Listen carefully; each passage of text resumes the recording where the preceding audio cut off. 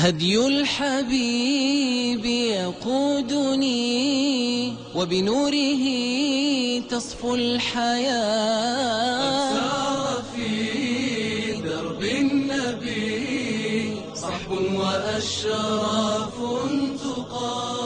قوموا إلى ابو امامه باهلی رضی الله تعالی عنه فرمودند خدمت رسول الله صلی الله علیه و آله و سلم از دو مرد یاد شد که یکی از آنها عابد است و دیگری عالم و دانشمند.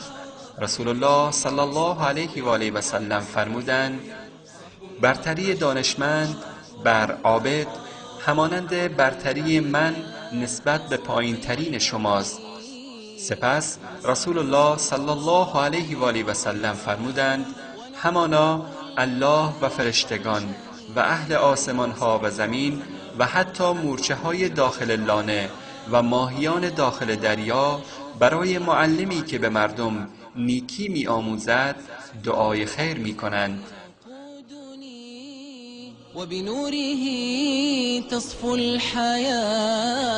سار في درب النبي صحب وأشراف